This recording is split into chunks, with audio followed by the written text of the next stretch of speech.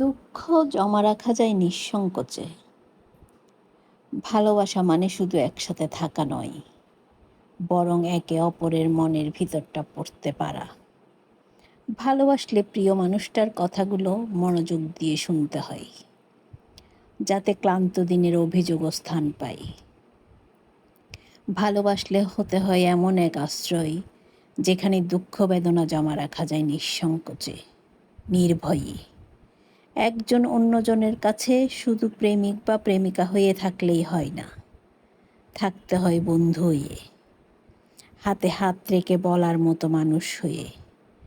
যদি কেউ দিনের শেষে জিজ্ঞেস করে, তোমার সবচেয়ে নিরাপদ আশ্রয় কোথায়, উত্তরটা যেন একটাই হয়, আমার মানুষটার পাশে। এখানে লুকোচুরি নেই, এখানে অভিনয় নেই, আছে শুধু সম্মান, বোঝাপড়া, আর সেই একান্ত সময়গুলো যেখানে পৃথিবীর ভিড় থেকেও শান্তি খুঁজে পাওয়া যায়। মাহবুব সর্দার সবুজ। জলপাইয়ের আচার করছি, তেল ছাড়া ট্রাই করছি এয়ার ফ্রায়ারে।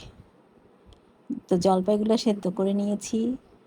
তারপরে 1 কেজি জলপাইয়ের জন্য 1 কাপ চিনি নিয়েছি, আর চিলি ফ্লেক্স 2 চা চামচ।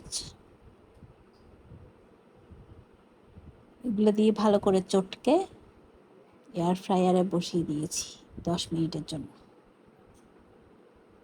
তারপরে হয়ে গেল, খেতে ভালোই হয়েছে। তেল ছাড়া আচার